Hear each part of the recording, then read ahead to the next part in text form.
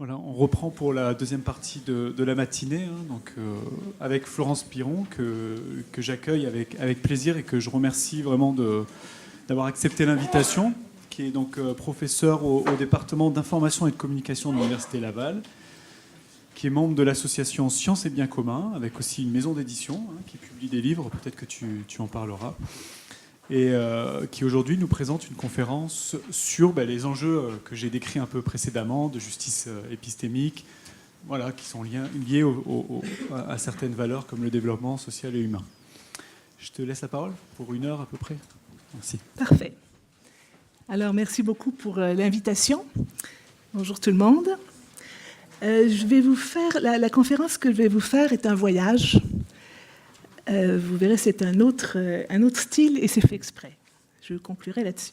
Un voyage dans des expériences, des enquêtes, des réflexions épistémologiques et politiques, dans le but de produire une sorte de décentrement de votre regard sur la production et le partage des savoirs. Commençons par faire connaissance. Chaque personne, chaque être humain se construit un vocabulaire tout au long de sa vie qui lui permet de nommer ce qui compte pour lui ou elle, et de communiquer avec les personnes qui comptent, pour lui ou elle, dans sa vie personnelle, intime ou professionnelle. Ce vocabulaire devient tellement ancré dans notre manière de parler et de penser qu'on ne se rend plus compte qu'il n'est pas universel et que tout le monde ne le comprend pas forcément. C'est exactement, dans le fond, le message que je veux passer par rapport au langage de la science. Le langage des scientifiques, vous verrez, j'ai une approche très littéraire de la science. Le langage des scientifiques en est un bon exemple. Les médecins traduisent sans cesse les récits des patients dans leur langue biomédicale pour trouver les savoirs qui correspondent, mais est-ce qu'ils font le chemin inverse? Est-ce qu'ils retraduisent leur langue biomédicale vers la langue des patients? Donc, mon vocabulaire, d'où il vient? Il vient d'un cheminement intellectuel et humain qui commence à être long, qui a commencé en France, avec des études de philo. Puis, après, je me suis enfuie, vous comprendrez pourquoi, faire de l'anthropologie au Québec, à l'Université Laval. Mais la philo ne m'a jamais lâchée, notamment sous la forme de la réflexion éthique, puisque j'enseigne un cours d'éthique de la communication au premier cycle et un séminaire sur la citoyenneté que je définis, au bout de longues années de tentatives, tout simplement comme une responsabilité partagée envers notre vivre ensemble. Ma thèse de doctorat, et là vraiment tout ce que Léo a dit sur l'indifférence, ça va vous faire sourire parce que le titre de ma thèse, c'est « Responsabilité pour autrui et refus de l'indifférence dans l'écriture scientifique ». Ça fait 20 ans aujourd'hui, cette année. Donc ma thèse de doctorat était un essai d'anthropologie de l'expérience éthique en recherche. J'avais fait des récits de vie. C'est une forme d'entretien très personnel avec des adolescents. Je voulais comprendre la naissance de la pensée critique à l'adolescence. Et finalement, ce n'est pas du tout là-dessus qu'a porté ma thèse. Pourquoi? Parce que dans ma tête, je devais faire l'analyse de ces récits de vie pour en tirer des données, comment tu disais, là, avoir une méthodologie robuste, quoique l'anthropologie, de ce point de vue-là, c'est la science la plus relaxe qui soit. Ça me convenait très bien. Donc, j'ai souffert énormément. C'était extrêmement difficile. J'ai failli tout abandonner pendant de longues années. J'ai fait des bébés à la place. J'avais l'impression que l'institution universitaire me demandait d'évacuer de ma thèse, du savoir que j'étais en train de créer, le lien éthique qui s'était noué de façon profonde, incroyablement forte, entre chacun de ces jeunes qui m'a raconté sa vie avec une générosité incroyable, et moi, qui était celle qui recevait ces récits, cette parole. Et donc, j'avais l'impression que ma thèse me disait « ça n'a pas de rapport avec le savoir, ce que tu as vécu là pendant ces rencontres ». Alors que pour moi, je voyais bien que c'était exactement le contraire, que tout le savoir que je pouvais créer partait de cette expérience du lien éthique. Et donc, finalement, j'ai refusé de faire cette évacuation. C'est pour ça que je vous dis, ma thèse s'appelle « Refus de l'indifférence ». Et j'ai essayé d'imaginer une autre forme d'écriture de thèse, de ce point de vue-là. Et donc, toute cette expérience-là habite encore toutes mes réflexions sur la responsabilité en recherche, une réflexion qui est très différente de la bioéthique et qui est au cœur de tous les savoirs que je produis. Alors, quand tu parlais d'implication axiologique, c'est moi. Et donc, ce que je vais vous dire, c'est incroyable, ça illustre exactement ce que Léo expliquait. Donc, mon cheminement de recherche, mais aussi d'enseignement, parce que pour moi, c'est totalement indissociable, m'ont emmené dans toutes sortes de lieux. Quand on fait la liste comme ça a l'air complètement étrange, parce que j'ai travaillé sur l'éthique de l'administration publique, j'ai fait de la critique des enjeux éthiques du nouveau management public, j'ai travaillé sur la participation citoyenne dans le système de santé, la critique de la biomédecine, la communication interculturelle, la délinquance des autochtones au Canada, la démocratie scientifique, et puis de plus en plus, je travaille sur le libre accès aux publications scientifiques, et j'ai travaillé aussi sur les savoirs des femmes des pays du Sahel en Afrique. Cette dernière expérience, qui était aussi exactement à la même période, pendant mes études de doctorat, était complètement transformatrice parce que j'ai découvert, à l'occasion d'un premier terrain au Burkina Faso, à quel point les savoirs des unes et des autres étaient dans des rapports de pouvoir qui pouvaient conduire à l'hégémonie de certains savoirs et à l'invisibilité d'autres savoirs, notamment ceux des femmes, des groupes marginalisés des pays du Sud. Je crois qu'il faut que je prenne un peu.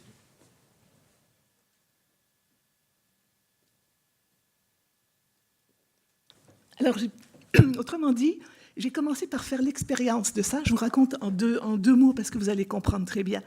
On faisait du terrain auprès d'une coopérative de femmes, des femmes non alphabétisées, pour leur donner une petite activité, un petit revenu supplémentaire. Donc, elles fabriquaient une farine pour bébés à base de mil, de soja et d'arachide, c'est ça ?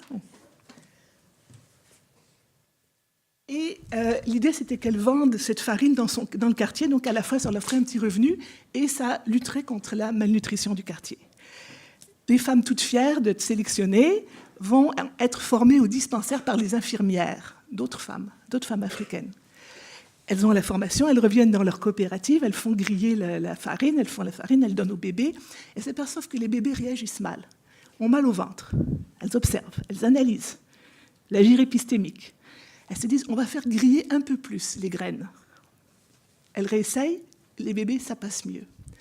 Qu'est-ce qu'elles font? Toutes fières d'elles, elles retournent voir les infirmières, en leur disant, voilà, on a amélioré la farine. Qu'est-ce que les infirmières leur ont dit? Elles leur ont dit, mais vous allez détruire les vitamines. Ce que vous faites n'est pas robuste. Et elle les a envoyés promener. Alors moi, j'ai écouté ça, je me suis dit, mais ça n'a pas de sens. Comment ça, le savoir scientifique, au lieu d'accueillir cette innovation, ce savoir expérientiel de ces femmes qui étaient vraiment dévouées au développement de leur communauté, elles l'ont rejeté. Et donc, ça a été une expérience pour moi fondatrice, et qui continue à habiter tout ce que je fais par la suite. Et je me suis promis à ce moment-là de revenir un jour en Afrique, porteuse d'un vrai projet d'empowerment, un projet décolonial qui mettrait en valeur ces savoirs, qui rendrait ce dialogue possible entre les femmes analphabètes et les infirmières, au service du bien commun. Et évidemment, critiquer le développement international. Et c'est maintenant, en ce moment, maintenant que je suis professeur d'université, professeur titulaire, que j'ai de compte à rendre à personne, que je suis totalement libre, que je le fais.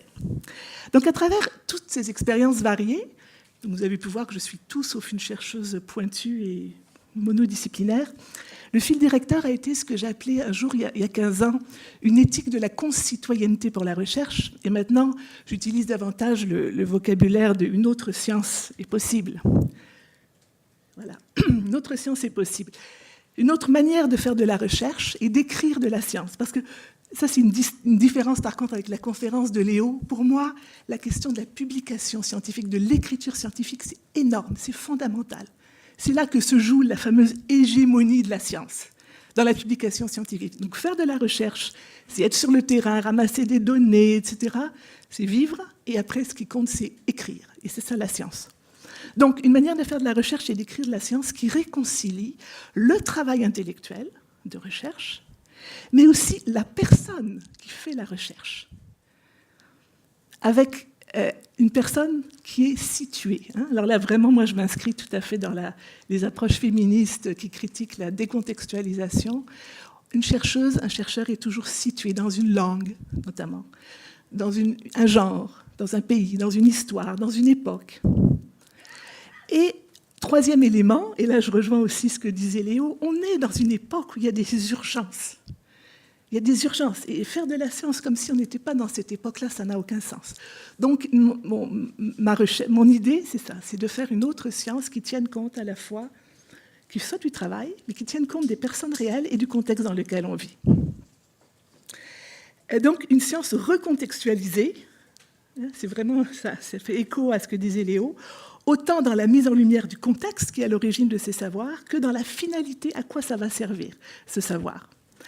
Donc, tout ce à quoi j'aspire, moi, et je présente toujours mes conférences comme ça, en présentant mes valeurs, encore un autre écho à Léo, évidemment, c'est le vivre ensemble, en paix et en justice, l'inclusion, le refus des inégalités et de la misère, de toute discrimination. Je suis une vraie gauchiste, très intéressée par les communs et les expériences participatives, les droits humains, très critique du modèle de développement occidental et de la déshumanisation du monde néolibéral et de la pensée managériale. J'ai fait un autre texte, qui peut-être Léon sera intéressé, qui s'appelle « La production politique de l'indifférence dans le nouveau management public ». Donc mon travail n'a pas pour but de faire... j'étais trop... Excusez-moi. Mon travail n'a pas pour but, et là, vous voyez, c'est la vieille prof qui parle, mais qui s'assume totalement.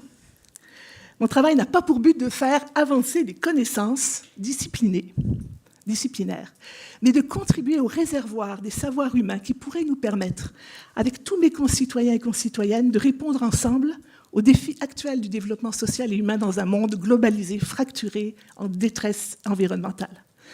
Je dis avec mes concitoyens et concitoyennes. Pourquoi ? Parce que je ne me situe pas du tout en dehors de la cité. Au contraire, d'une part, comme prof d'université, j'ai un statut social, je suis là devant vous, vous m'écoutez, j'ai la parole, j'ai le crachoir, j'ai un statut social qui redouble ma responsabilité envers mes concitoyens et concitoyennes du Nord et du Sud, parce que ma parole peut être influente, peut être écoutée, peut ouvrir des possibles. Mais comme citoyenne, j'ai besoin aussi de savoir d'autres chercheurs pour guider mes choix et ma réflexion.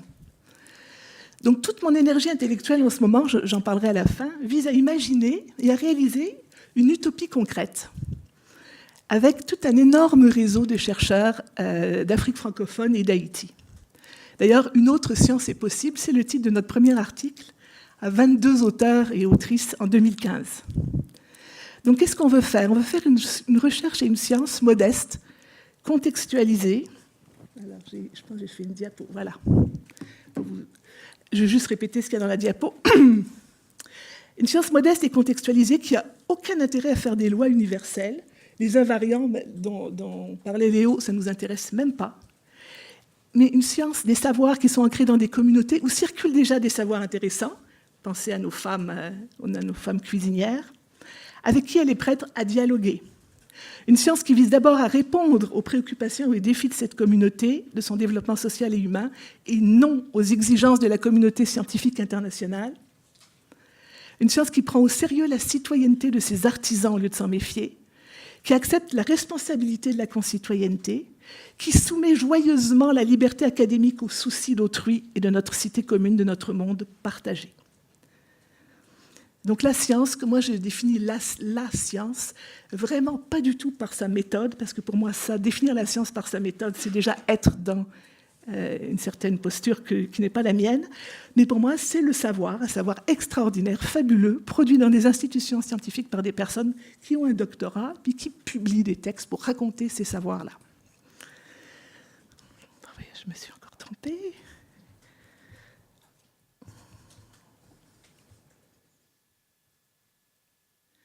Donc je sais peut-être que certains d'entre vous êtes déjà peut-être troublés par ce que je dis. Peut-être vous pensez que la science doit être objective, que les valeurs et le contexte n'ont pas de place légitime dans l'affaire, et surtout que si une personne fait de la bonne science, les résultats seront les mêmes partout dans le monde, même si ses collègues qui essayent de la reproduire ont d'autres valeurs. Dans le fond, c'est l'idée, et Léo le disait aussi, que la bonne science, c'est un savoir qui est décontextualisé, qui est coupé de ses racines. C'est la vision One World Science dont tu parlais aussi. Et c'est à déconstruire cette représentation que je vais m'employer maintenant de manière beaucoup plus radicale et moins diplomatique que Léo. Mais vous avez eu la version soft, vous allez avoir la version plus radicale avec moi. Car c'est elle, et là on est exactement du même avis, car c'est cette représentation de la science qui doit être coupée de ses racines qui est alors la source de l'invisibilité des épistémologies non occidentales, par exemple, du Nord, du Sud, ou des épistémologies critiques dans les pays du Nord. Je rappelle pour commencer, et là c'est peut-être un ajout qui n'était pas dans la présentation de Léo, que les chercheurs et les chercheuses eux-mêmes sont des personnes. Et qu'elles ont des valeurs, des préférences, des vocabulaires, des passions, des obsessions.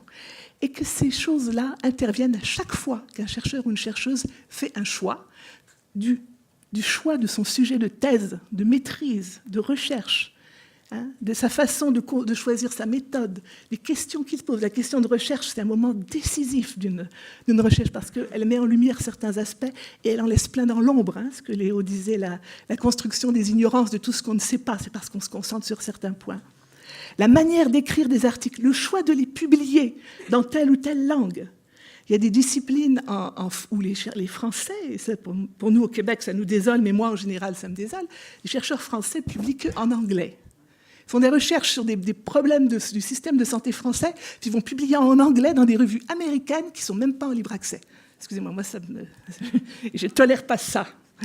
Et donc, le choix de publier et de publier en libre accès ou pas, c'est un choix énorme. Énorme. Est-ce qu'on veut que la connaissance qu'on produit soit accessible directement? C'est ce que Léo disait, qu'il y ait cet accès direct. Et le libre accès aux publications scientifiques, si vous ne savez pas trop ce que c'est, pensez au plan S, on pourra en reparler plus tard. Le libre accès, c'est un choix de valeur, de publier ou pas dans ces revues-là. Et donc le masquage, mais tous les chercheurs ont été formatés pendant leurs études, leur formation, à cacher ces questions, à faire comme si ils pouvaient penser sans leur valeur, à promouvoir l'idéal d'une pensée finalement quasiment robotisée. C'était cette espèce de fantasme de la rigueur ou de la robustesse. L'idéal, c'est que dans le fond, un cerveau puisse penser tout seul sans être ancré dans un corps, dans une histoire, dans une personne, dans des intérêts. Et ce masquage du langage des valeurs dans la langue scientifique, au profit de la fiction de l'université méthodologique de la science, est pour moi un énorme problème social, éthique et démocratique qui écrase des débats fondamentaux. En particulier, il va masquer les injustices épistémiques et cognitives qu'il crée. Autrement dit, ne pensez pas que le silence des chercheurs et des chercheuses sur leurs valeurs signifie qu'ils en ont moins que moi. Pas du tout. Ils sont juste plus dociles face à un système normatif hégémonique dans l'institution qui leur demande de les évacuer, de les masquer, de les faire taire pour obéir à l'injonction de neutralité axiologique qui serait le pilier de la scientificité.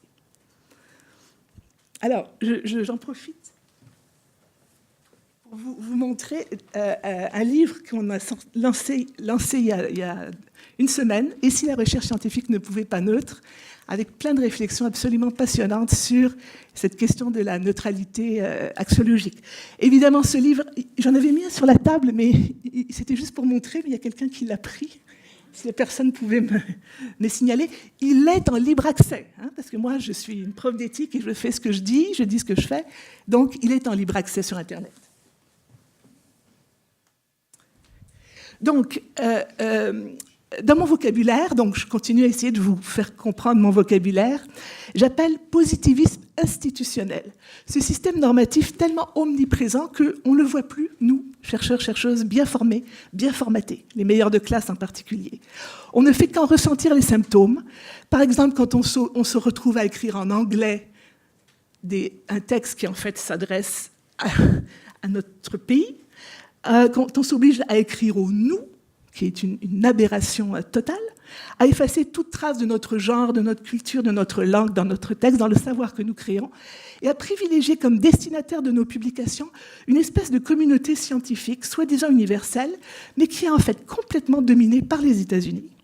Comme le montre la carte que je vais laisser sous vos yeux pendant un certain temps, des publications scientifiques par pays. Donc plus c'est rouge, plus il y en a, plus c'est gros, plus il y en a. En tout cas, on pourra reparler de cette carte si ça vous intéresse.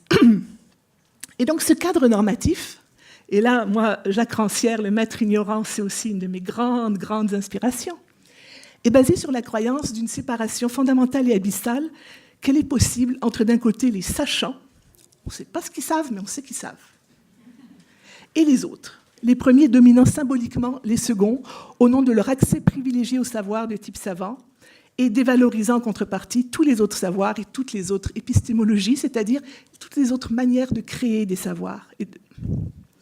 Alors, très, très rapidement, je pense que ce cadre, ce positivisme institutionnel vient de toutes sortes d'endroits, mais notamment de ce type Humboldt qui a publié exactement la même année que Jacques Otto. Ce qui est incroyable. Les deux ont présenté leur utopie de l'éducation la même année, l'un en France, l'autre en Prusse. Et donc, M. Humboldt, il a imaginé le modèle de l'université qui est encore celui qui domine aujourd'hui et dont on devrait pouvoir se dépêtrer pour justement faire face au nouveau contexte, mais on n'y arrive pas. Alors, pour lui, il y avait 5, dans son idéal d'une université moderne, scientifique, il y avait 5 caractéristiques. Bon, je vais y aller très vite. Il a la science. Donc, la première de son modèle, c'était il voulait unir la science qui ne se faisait pas à l'époque dans l'université, et qui était liée à quoi? Au développement industriel, capitaliste et colonial.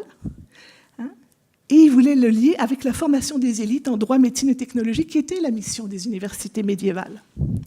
Donc, outre cette unification de la science et de l'enseignement dans une même institution, destinée à former les ingénieurs, les techniciens nécessaires à la révolution industrielle et à l'exploitation des ressources naturelles du monde colonisé, Humboldt a déclaré la nature holistique et unitaire du savoir. C'est lui qui a dit qu'il y a un seul savoir valide qui existe, celui proposé par la science et en particulier par la philosophie de la connaissance et toutes les conditions de scientificité qu'elle proposait.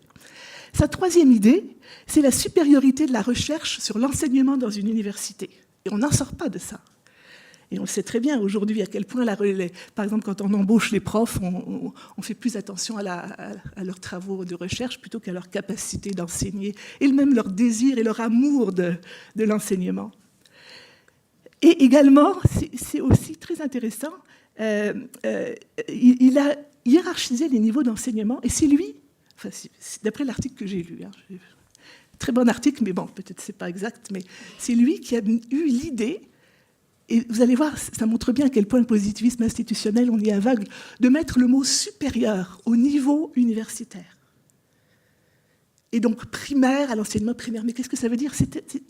On n'entend même plus ces mots, mais c'est un jugement de valeur. Ça veut dire que le savoir universitaire est plus important que la formation fondamentale de tous les enfants. On aurait très bien pu imaginer l'inverse. Jacques Otto aurait fait l'inverse. L'enseignement supérieur, c'est celui de la base.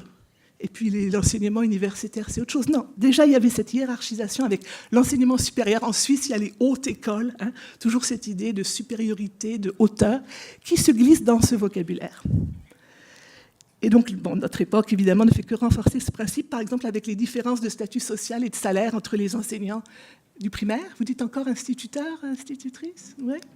Et les profs d'université. Alors que, franchement, pourquoi ? C'est vraiment construit, c'est pas quelque chose qui est évident. Et dans l'article donc, que j'ai lu sur Humboldt, il disait vraiment qu'il voulait que l'université soit une tour d'ivoire. Il s'inspirait du romantisme allemand, selon lequel la quête de la vérité, qui pour lui était plus importante par rapport à la quête de la justice ou de la beauté, ne pouvait se faire que dans un milieu pur, à l'abri du monde, dans l'autonomie la plus complète, mais financée par l'État.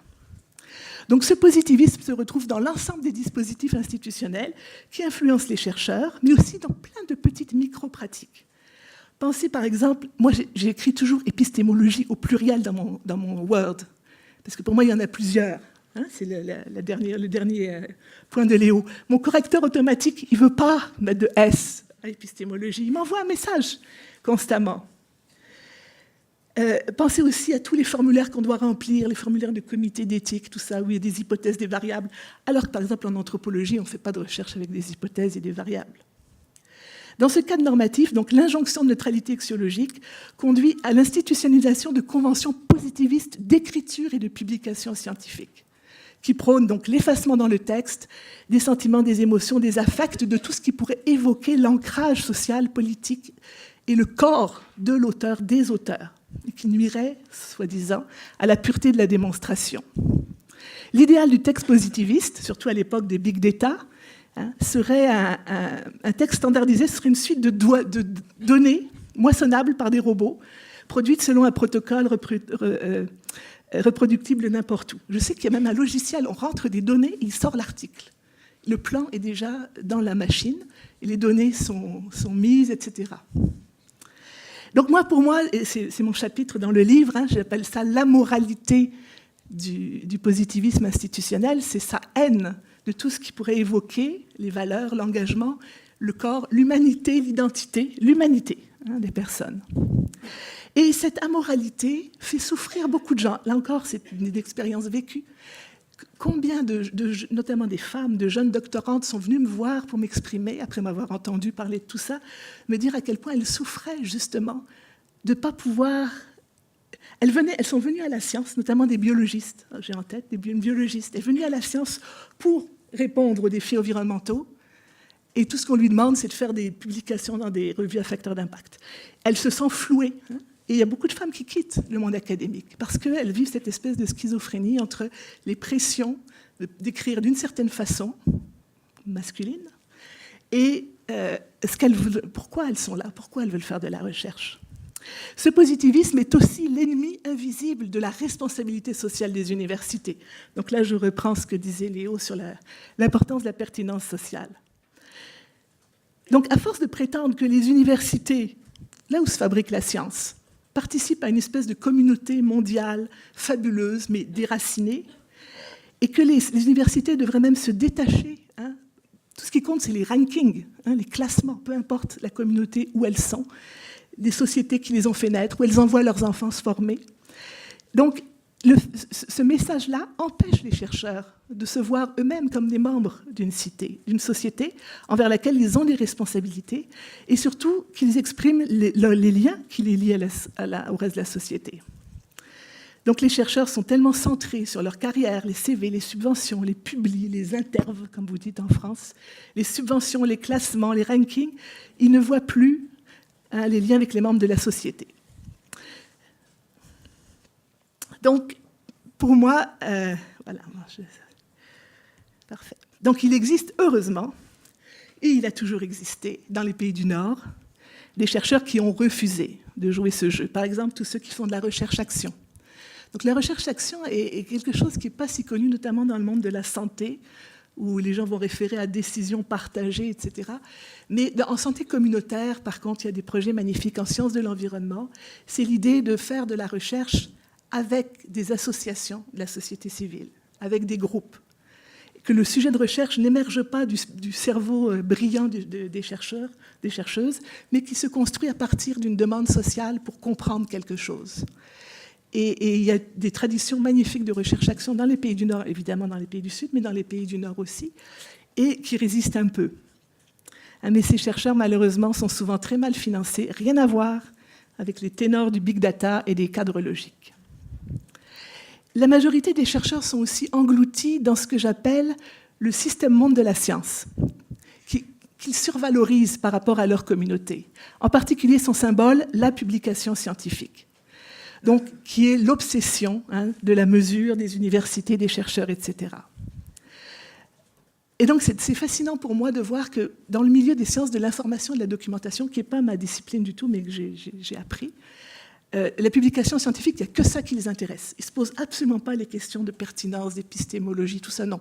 Eux, ils comptent les articles, où c'est publié, comment, qui, quand, par quoi.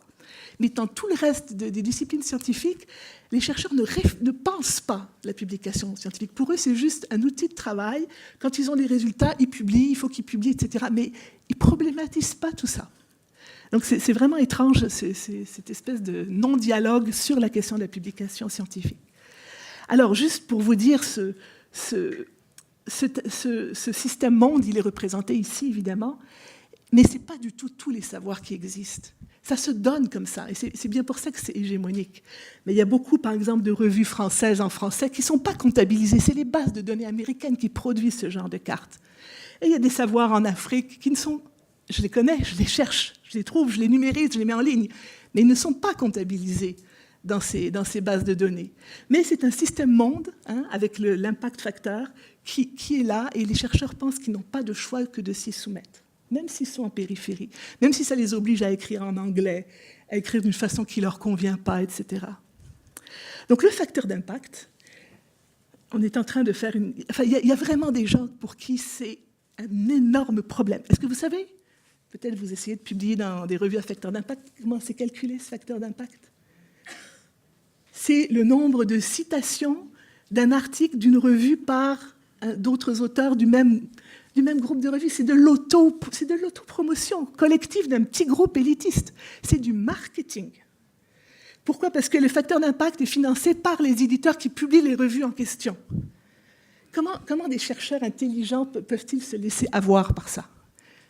Mais bon, heureusement, il y a des critiques tout à fait intéressantes de ça. Donc, évidemment, alors ils sont très brillants. Ils sont très brillants. Au cœur de tout ça, il y a 5 grands éditeurs scientifiques anglophones, mais basés un peu partout, qui contrôlent la publication et qui jouent un rôle énorme aussi dans ce qui est invisible ou pas. Par exemple, les chercheurs du Sud ont énormément de mal à publier chez ces éditeurs, ne serait-ce que parce que leur anglais n'est pas bon. Mais les évaluateurs, soi-disant objectifs, sont choisis par les revues. Et c'est les revues qui décident, dans le fond, de ce qui est ou non publié. Ce sont des acteurs politiques majeurs, ces revues. Et quand on parle de savoir invisible ou pas, elles sont absolument énormes. Je pourrais vous raconter, si vous voulez, certaines batailles que j'ai eu à mener pour publier certains de mes textes. Mais j'ai réussi. Donc je termine ce tour d'horizon du positivisme institutionnel, certains l'appellent la science normale, ce qui est très révélateur, pour reprendre, là encore une fois, une perche lancée par Léo. Est-ce que les valeurs sont vraiment un obstacle à la pensée ou à la recherche? Tout mon travail en éthique de la recherche, toutes mes expériences concrètes montrent exactement le contraire. Et c'est vraiment un message que je veux passer, notamment aux jeunes chercheurs qui sont ici et qui ont encore... Moi, je vous dis, vous avez le choix de la façon dont vous voulez faire de la recherche. Les émotions, les sentiments, l'affect, tout ça, tout ce qui fait qu'on est qui on est, ce sont les effets de nos relations avec les autres. Ce n'est pas quelque chose de nuisible, de néfaste. On en a parce qu'on est en relation avec les autres. Edgar Morin le dit si bien dans ses textes, quand il parle de la reliance.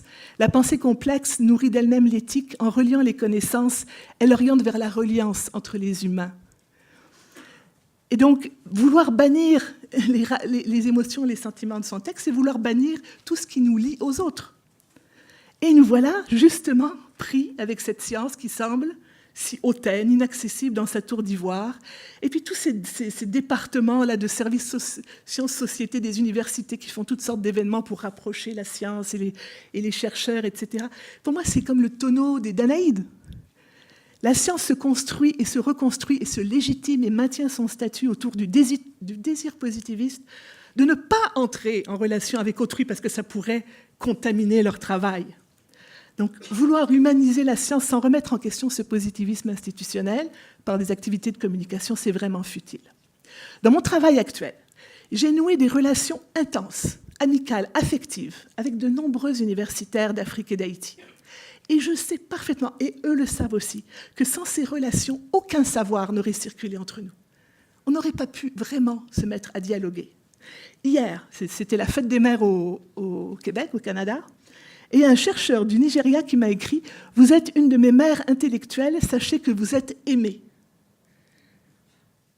J'imagine qu'il y a peu de chercheurs parmi vous qui reçoivent des choses comme ça. Moi, mais c'est tous les jours.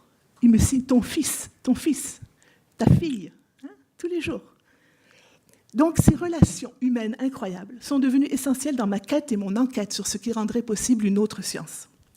Non seulement ces échanges d'une profonde humanité et franchise sur, par exemple, les dysfonctionnements des universités africaines, les rapports entre blancs et noirs, je suis blanche, ils sont noirs, on en parle, les situations de diglossie que je n'avais jamais imaginées, c'est eux qui me l'ont fait comprendre, c'est-à-dire le fait que dans ces pays, le français est leur deuxième, troisième, parfois même quatrième langue, qu'ils ne l'apprennent que dans le système scolaire. Ce n'est pas leur langue.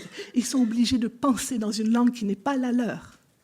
Je n'avais jamais compris la souffrance que ça peut être, que ça peut représenter. Et partout où je vais, c'est la première chose dont ils me parlent. Donc, ces relations m'ont permis de comprendre de manière beaucoup plus aiguë qu'avant ce système-là. Je vois ce que ça fait aux gens, aux personnes.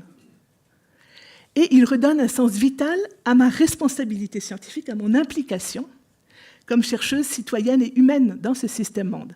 Autrement dit, alors que dans ma mini-tour d'ivoire occidentale centriste, je rêvais un peu vaguement d'une science au service du bien commun, de scientifiques qui s'intéressent au monde autour d'eux, qui dialoguent avec les citoyens, etc., ces relations que j'ai nouées avec ces chercheurs africains et haïtiens ont développé de manière intense ma conscience du système-monde de la science et des injustices qu'il produit, de la souffrance qu'il produit, de tous les savoirs qu'il détruit, qu'il empêche de naître.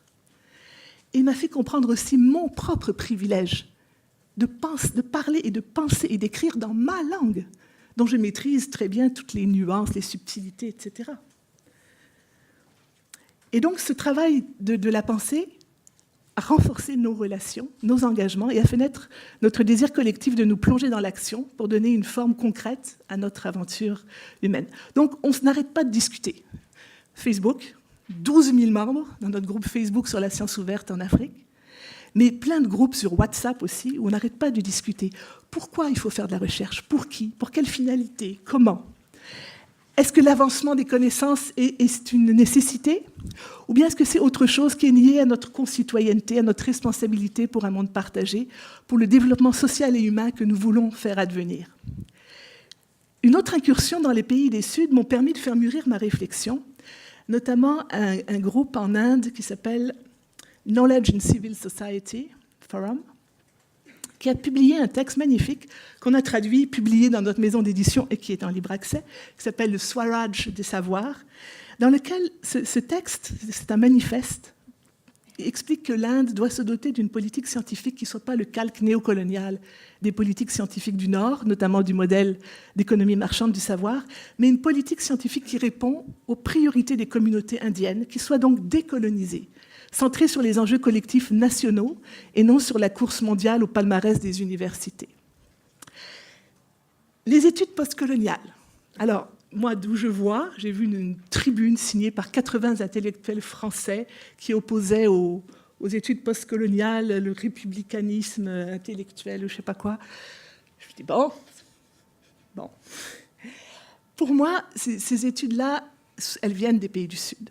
Et elles présentent, dans le fond, un décentrement du regard sur la science par rapport même à tout ce que la sociologie, l'anthropologie des sciences occidentales a pu faire. Et ce déplacement de point de vue, ce décentrement, a permis de mettre en lumière une toute autre histoire de la science. Et comme intellectuel, on ne peut que s'en réjouir. Je ne comprends même pas qu'on puisse... en tout cas. Une histoire où la coïncidence entre l'esclavage, le colonialisme, la modernité, la naissance de la science, tout ça n'apparaît pas comme une coïncidence, mais comme le symptôme d'un projet hégémonique qui combine un projet politique, modernité démocratique, avec la production de savoirs nécessaires à l'exploitation des ressources naturelles et à la domination des peuples des pays colonisés, qui a bénéficié au capitalisme. Donc ce regard autre, un regard qui vient de la périphérie, un regard qui vient des peuples subalternisés, nous montre vraiment, nous aide, nous, et c'est pour ça que moi je les remercie tellement, à mieux comprendre dans quoi on est, à quoi on contribue quand on fait de la recherche de telle ou telle façon, quand on publie de telle ou telle façon. Alors, c'est là que donc, le concept de justice cognitive, je l'ai découvert, il vient aussi de ces auteurs du Sud. Alors, d'abord, c'est un anthropologue indien, un type absolument extraordinaire qui écrit des textes, mais d'une beauté spectaculaire. Et donc, il a défini en 1997, dans un texte qu'on a aussi traduit dans un de nos livres, la justice cognitive reconnaît le droit des différentes formes de savoir à coexister, mais ajoute que cette pluralité doit aller au-delà de la tolérance ou du libéralisme et prôner une reconnaissance active de la nécessité de la diversité des savoirs. Elle exige la reconnaissance des savoirs, donc la théorie de la reconnaissance est très liée, non seulement comme méthode, mais aussi comme mode de vie. Alors vous voyez, là, justement, c'est quelque chose que ces savoirs du Sud nous apprennent, c'est qu'il n'est pas nécessaire de séparer la science de la vie. Pour eux, cette séparation est tellement artificielle, et c'est en faisant ce détour, en lisant ces auteurs, qu'on le comprend mieux. Et ensuite, nous avons réfléchi, et nous avons ajouté une dimension qui manque, parce que quand même, Shiv, il lui manque une dimension, c'est celle dont je vous ai parlé depuis tout à l'heure, c'est la dimension matérialiste de la science, C'est bizarre à dire quand je veux parler de dématérialisation, mais la science, elle est où, comment, on y accède, comment, par qui a le droit d'écrire, de publier, de lire, d'utiliser. Toute cette dimension matérielle de la science. Et c'est pour ça que, dans le fond, notre définition est un petit peu différente de celle de Shiv. On y ajoute d'autres éléments. Donc, notre définition, c'est un idéal épistémologique, éthique et politique qui vise l'éclosion et la libre circulation de savoirs socialement pertinents, donc qui répondent aux critères de Léo, partout sur la planète. Donc, ce n'est pas seulement dans les pays du Nord. Il faut que ce soit possible aussi dans les pays du Sud. Au sein d'une science qui pratique un universalisme inclusif, c'est-à-dire qui peut inclure aussi bien le savoir des infirmières que le savoir des femmes qui font griller le blé, ouvert à tous les savoirs. Et tout à l'heure, en écoutant Léo, j'ai repensé, vous vous souvenez peut-être, celle qui a eu le prix Nobel de médecine en 2016, Toutou, Madame Toutou, non, You, qui n'a même pas de doctorat, c'était un scandale, hein. Elle a eu le prix Nobel de médecine parce qu'elle a utilisé des savoirs qui venaient de la tradition médicale chinoise et les savoirs médicaux, puisqu'elle est médecin, pour vraiment faire une innovation dans le traitement du paludisme. Donc nous, on a utilisé ce concept. Et donc, la dimension matérialité du savoir... voilà. Donc, alors... Pour mieux comprendre c'est quoi, évidemment, il faut voir l'inverse, hein, c'est-à-dire les injustices cognitives, parce que c'est elles qui nous énervent, c'est contre elles qu'on travaille. Et donc, comment on définit une injustice cognitive? On la définit comme n'importe quoi, une situation, un phénomène, une politique ou une attitude.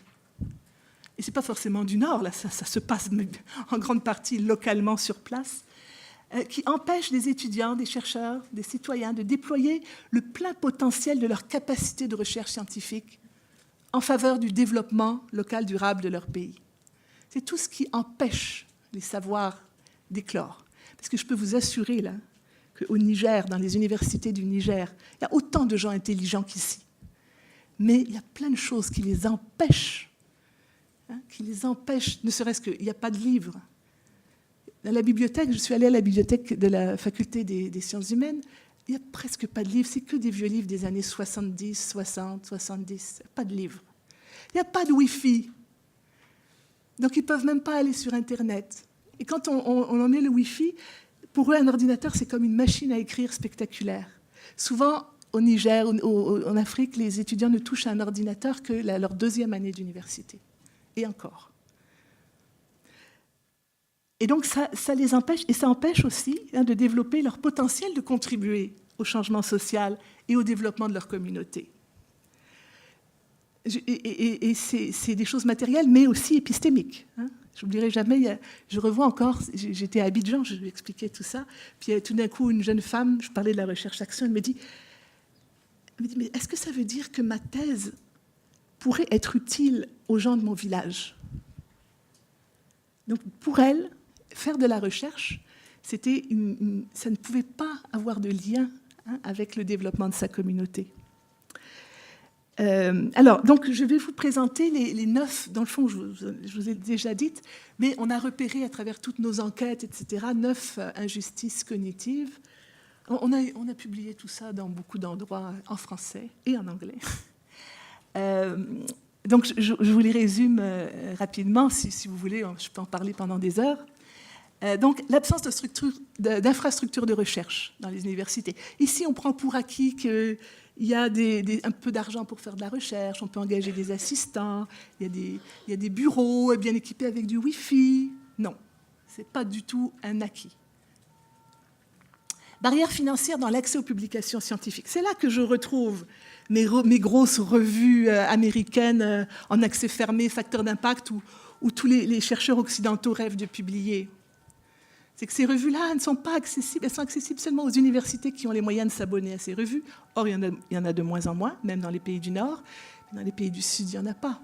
Alors, il y a des programmes de charité qui donnent accès à certaines revues, mais ce n'est pas forcément les revues pertinentes pour ces universités. Donc, le libre accès, ici, devient très important.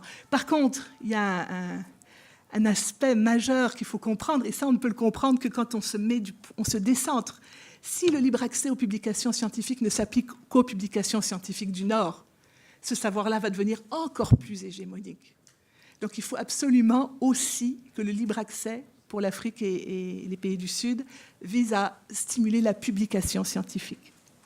Accès difficile à Internet, je vous l'ai dit, faible littératie numérique aussi, ignorance, et ça c'est quelque chose qui nous fait tellement de peine, c'est qu'ils sont tellement persuadés que la seule science qui est bonne, c'est la science du Nord, c'est la science des Blancs, qu'il y a un mépris pour les savoirs locaux. De la même façon qu'ici, hein, regardez les infirmières. Et hier encore, j'étais avec un collègue camerounais, il disait, si je vais au Cameroun et qu'il y a une personne qui veut poser une question, ma réponse, même si je suis une femme, aura plus de poids que la sienne parce que je suis blanche. C'est ce que Paulin Oudjouji, le philosophe béninois, a appelé l'extraversion vers le Nord. Je veux dire, honnêtement, c'est les Français vers les États-Unis, hein, avec tous les nouveaux noms d'écoles qui sont un peu américanisés, tout ça, tech, là, tout, je sais pas, école des mines est devenue mine tech ou des trucs comme ça. C'est le même, hein, imaginez-vous, là, c'est le même mouvement. Mais là, c'est la même chose aussi. Ignorance, donc mépris pour les savoirs locaux, coupure entre les priorités de la recherche ou la société, c'est encore pire qu'ici. C'est vraiment, là-bas, l'idéologie qui est enseignée, c'est un positivisme, je dirais même pré-mai 68, où c'est vraiment la science pour la science. C'est ce qu'on dit, c'est le discours officiel, mais tous les chercheurs là-bas que j'ai vus ont tous des projets personnels qui sont vraiment de la recherche-action. Ils vont sur le terrain, ils aident, ils font des trucs incroyables. Mais officiellement, par exemple, pour leur promotion, il faut qu'ils aient publié des articles, y compris dans des revues américaines avec facteur d'impact. Et là, on parle de chercheurs, je ne sais pas moi, d'agronomes au Niger. Là. Système de la science, donc, est normatif, exclusif, c'est ce que je viens de dire. L'hégémonie des langues coloniales aussi. Moi, je ne pensais pas que c'était un problème aussi grave. Aussi grave. Et une fois, j'étais comme ça, j'étais au Niger, justement, et puis il y a un jeune homme qui m'explique ça. Et je lui dis comme ça, dis-le-moi dans ta langue. Éclat de rire général. Il l'a dit. Puis après, je lui dis, toi, dis-moi dans ta langue à toi. Il l'a dit. Ils se sont mis à rire, mais un rire libérateur. Ils n'avaient jamais parlé leur langue dans leur université. En tout cas, moi c'est quelque chose qui me brise le cœur. Je ne sais pas si vous comprenez ça, là, mais pour moi, là, c'est vraiment intolérable. Et puis, la pédagogie de l'humiliation. Alors ça, c'est un héritage du système français, des rapports aînés-cadets pervertis, où dans le fond, les profs ont tendance à ne pas faire de l'empowerment de leurs étudiants. C'est peut-être pour ça que moi, ils me trouvent que je suis une maman, juste parce que je leur dis bravo, je les félicite, je les encourage quand ils sont inquiets. Juste pour ça, là, je ne fais rien de spécial, je deviens une maman. C'est que les autres profs, c'est à la dure. Il y en a qui disaient « j'ai souffert pour faire ma thèse, il n'y a pas de raison que eux, ce soit facile pour eux. » Et donc l'humiliation, c'est de mettre des mauvaises notes, c'est de ne pas lire les travaux des étudiants, en tout cas. J'ai tellement de témoignages de ça. Et finalement, on retrouve ici l'aliénation épistémique que je vous ai expliqué brièvement, c'est-à-dire qu'on leur fait lire, toutes leurs références sont des auteurs du Nord. J'étais à Port-au-Prince, là, puis un jeune étudiant qui me parle, il se met debout, il me fait une analyse brillante en utilisant Bourdieu, des sociologues parisiens fabuleux. Je lui dis, mais est-ce que tu te rends compte que ce que tu viens de dire, tu aurais pu le dire si tu étais à Paris? Qu'il n'y a rien de toi dans ce que tu as dit là. Parce que des fois même, on ne leur enseigne pas les auteurs de leur propre pays. Ils ne les connaissent pas. J'ai une collègue qui est en train de faire sa thèse de doctorat là-dessus. Elle analyse les plans de cours et les bibliographies au Cameroun, au Sénégal et au Canada. C'est quasiment les mêmes auteurs. Une fois, je devais évaluer un article d'un chercheur camerounais sur une usine au nord du Cameroun. Je regarde son cadre théorique, sa référence théorique. C'était une analyse de l'usine Renault de Boulogne-Billancourt. Et puis, il y a un article dans un de nos livres très intéressants de Raewyn Connell, une penseuse australienne décoloniale, qui montre à quel point les pays du Nord se sont accaparés toute l'activité théorique. Et dans le fond, les pays du Sud, c'est là où on va faire du terrain, on prend des données, et puis bon. Mais l'idée qu'il y ait une activité théorique dans les pays du Sud qui puisse venir nous aider, moi je trouve que oui, avec notamment le concept de justice cognitive. Et donc, voilà. Alors, donc ça, j'ai dit tout ça. J'ai presque fini. Donc, dans le fond, prendre conscience de toutes ces injustices grâce à ce décentrement, c'est une première étape vers la responsabilisation accrue des universités du Nord et du Sud. Et qu'est-ce qu'on peut faire? Qu'est-ce qu'on fait? Alors nous, on passe à l'action, on fait de la recherche-action. Et donc, moi, je reçois tout ça. Hein, on réfléchit, qu'est-ce qu'on peut faire pour changer les choses? Et donc, c'est apparu évident qu'il y avait 2 ou 3 choses à faire de façon urgente. Premièrement, c'est de rendre accessibles et visibles les savoirs produits dans les universités africaines, qui sont pour le moment pas numérisés, ou sauf depuis quelques années, oui, mais il y a des trésors là depuis. Bon, les universités, elles ne sont pas très très vieilles, mais quand même, il y a plein de thèses. J'en ai vu, moi, je suis entrée en Guinée dans une bibliothèque, j'ai vu là des rayonnages avec des tonnes de mémoire et de maîtrise, mais qui sont inaccessibles. Cette bibliothèque, d'ailleurs, elle avait tellement peu d'argent qu'elle avait encore un catalogue à la main. Et donc, numériser, mettre en ligne et rendre accessible tout ça, pour nous, c'est devenu un impératif. Et donc c'est ça, libérer les savoirs. Et donc, on a créé, et ça, on est vraiment dans l'action, une archive ouverte. Alors, vous connaissez probablement HAL en France. Voilà. Eh bien, ça n'existait pas en Afrique. Et les universités anglophones se sont toutes dotées d'une archive ouverte pour justement mettre en ligne leur savoir. Et toute l'Afrique francophone subsaharienne, moi je travaille seulement avec l'Afrique francophone subsaharienne, n'avait rien. Et donc on a décidé de faire un site, une archive ouverte, qui va regrouper toutes les universités. Encore une fois, on sort de la logique de compétition, etc. Et on se dit, ça va devenir une base de connaissances monumentale pour toute l'Afrique. Donc ça, c'était en juin. Et puis maintenant, il y a toutes ces collections-là. Alors on dépose. Ça, c'est tous les dépôts qui ont été faits, qui sont en attente de validation parce qu'on n'a presque pas d'argent. Tout va dans le big data et l'intelligence artificielle. Pour un projet majeur comme ça, là, rien. Rien. Mais de plus en plus, les universités, je vous dis, les dépôts augmentent, les universités adhèrent, comprennent. C'est absolument incroyable ce qui se passe là. Et il y a des bijoux, des trésors, des thèses qu'on trouve, qu'on met en ligne. Moi, j'ai passé en revue tous les articles en libre accès de revues africaines francophones que j'ai trouvés, je les ai mis là. Ça devient vraiment une très belle base de connaissances. Et on utilise les licences libres. Je ne sais pas si vous connaissez ça. Les chercheurs, malheureusement, sont mal formés à ces questions, mais c'est des licences qui encouragent la réutilisation, notamment dans l'enseignement. C'est-à-dire qu'un prof peut aller chercher un texte, peut le prendre, le photocopier, le distribuer à ses étudiants, sans problème. Et puis notre autre projet, qui m'occupe jour et nuit, c'est Science Afrique. C'est très drôle parce que j'avais eu l'idée de ce nom de domaine comme ça. Je fais beaucoup de sites web, je fais beaucoup de web. Je déteste être dépendante des autres. Donc j'ai décidé que je ne serais jamais dépendante d'informaticiens pour faire mes projets. Donc j'ai appris le web. Et donc j'avais réservé le nom de domaine Science Afrique, sans trop savoir quoi en faire. Et là, tout d'un coup, ça s'est imposé. Et donc, on est en train de faire une plateforme d'appui à la recherche africaine. Donc, dans cette plateforme, il y a, par exemple, des outils bibliographiques. Je suis en train de faire le recensement de toutes les revues qui existent, de toutes les bases de données. Ça n'existait pas, vraiment. Personne n'avait pensé à faire ça. Et puis, il y a toutes sortes des outils de formation, etc. Mais surtout, il y a des revues. Donc, on est en train de créer justement des revues, des nouvelles revues africaines, qui vont être basées sur la pertinence sociale, qui vont être pluridisciplinaires. Le découpage disciplinaire, c'est encore un legs du vieux modèle de Humboldt et compagnie, là. Ces disciplines, peut-être ça n'a pas de pertinence, peut-être ce qui compte, c'est de centrer les publications sur les problèmes, sur les enjeux, sur les difficultés, qui vont être des revues plurilingues. Et ça, c'est un combat, vous ne pouvez pas imaginer. Même eux, pour eux, c'est pas sérieux. Si c'est dans leur langue, c'est pas sérieux. C'est pas comme si c'était en français ou en anglais. Mais on le fait. Moi, ce que je demande, c'est la traduction de tous les résumés, au moins dans la langue maternelle de l'auteur ou dans une grande langue africaine. Et donc, je leur ai demandé aussi de trouver un nom pour leur revue africaine. Moi, j'appelle ça un prénom. Et ça encore, j'ai dû me battre. Mais ça me paraissait essentiel qu'il y ait un nom africain et un sous-titre en français ou en anglais, pour montrer justement ce dialogue des savoirs, des épistémologies dans ces revues-là.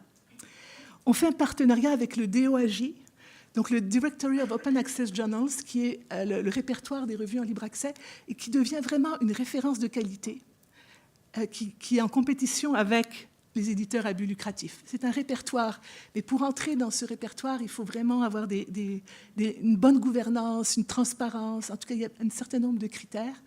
Et je travaille très étroitement avec eux parce qu'ils veulent vraiment nous aider à rendre visible la science africaine.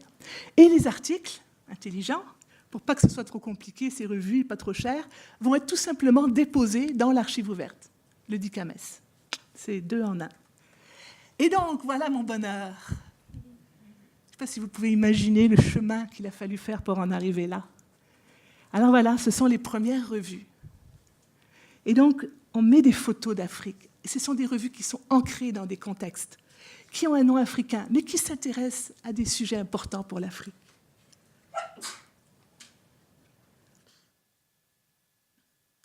La linguistique pour le développement, c'est fascinant. C'est utiliser, faire une critique du développement, des modèles de développement, des projets de développement sous l'angle de la linguistique. C'est absolument passionnant. Ça, Revue africaine d'études autochtones, ça c'est une femme pygmée Baka. Et le nom Djengi, ça veut dire esprit de la forêt dans la langue Baka. Ça va être une revue africaine sur tous les peuples autochtones. Évidemment ancrés dans la nécessité de les appuyer pour la préservation de leur écosystème, etc.